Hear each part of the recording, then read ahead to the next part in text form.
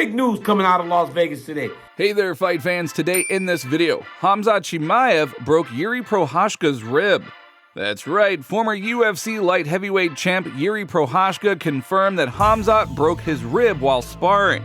I mean, who would have guessed that? I'm coming. I'm coming! Also, the fight between Alex Pereira and Israel Adesanya will be the main event of UFC 287, which will be held on April 8th in Brooklyn, New York. Now, the main question being asked is that if Pereira beats Adesanya one more time, that's twice in MMA and twice in kickboxing, what will happen to Israel?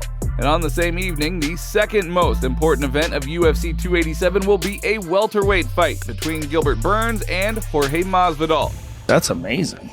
My brother Gilbert, number love and respect. I think you're a great fighter, but I'm gonna do you just like I did this meat, my brother. You're gonna get cooked April 8th. I see everybody. Fight with Mazvidal, you knock him out? I believe so. If you want sheer violence, you know who to call. So we are in for a very crazy month of fights in April. Then in May, we have another crazy fight. Benil Dariush will be facing off against former champion Charles Oliveira. That one will be happening in May. And then lastly, at the end of this video, we will discuss how on January 27th, luck saved Conor McGregor from serious injury or worse, possibly even death. There are a lot of tragedies that happen on a daily basis between cyclists and cars, so I am sure that only a miracle saved him this time. But we are going to find out exactly what happened. Now, before we start the video, we do have a very big request. Please go ahead and like and subscribe to the channel, because we are already more than 44,000 subs, but our goal is to hit 50,000. So therefore, we are asking you to help support us in this endeavor. Thank you very much in advance. Former UFC light heavyweight champion Jiri Prochazka has confirmed that Khamzat Chimaev broke his rib in a sparring match at the Swedish club All-Stars Training Center. He spoke about this when answering a related question from a fan on social media. Chimaev said he broke your rib in sparring, so he can be king of light heavyweight division if he wants to, the fan wrote. It's true, but the rib was not completely broken, and in sparring, I didn't even notice it. But it doesn't matter. I know how the sparring went, so I'm calm. It was a good sparring that I took. Hamza is good, but sparring with Gustafsson was better, Prochazka replied. Jiri Prochazka is currently recovering from a shoulder injury that forced him to vacate the UFC light heavyweight championship title, but he does plan to return to the octagon later this summer. So, will he have enough time to let his shoulder heal? Well, as you know, the shoulder after an injury usually takes a long time to heal. So whatever you guys think about this, go ahead and leave your thoughts down in the comments. Now, as for Khamzat Chimaev, who is currently ranked 3rd in the UFC welterweight division, he is expecting a fight next in the spring. But so far, the organization's matchmakers have not been able to find an opponent for him. So a middleweight bout between the reigning UFC champion Alex Pereira and the former title holder Israel Adesanya will be the main event of UFC 287 on April 8th in Brooklyn, as previously reported by UFC president Dana White. Now, Alex Pereira has already reacted to the announcement of the upcoming fight with Israel Adesanya, saying, "I am ready to kill." So they say that 3rd time's a charm, but maybe for Adesanya it will now be the 4th. Will the 4th time be the time that Adesanya beats Pereira? It's pretty crazy. Pereira also talked about how his life has changed since defeating Israel Adesanya in a title fight at UFC 281. "I don't think anything has changed for me as a person. The day I became champion, I had this feeling, but then I woke up the next day. I realized nothing had changed.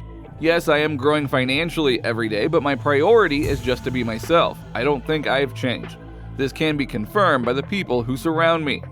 And Israel Adesanya, before once again losing to Pereira, made 5 successful defenses of the championship belt and also made an unsuccessful foray into the light heavyweight division back in March of 2021, losing by unanimous decision to Jan Blachowicz, who at the time had the UFC title in the light heavyweight division.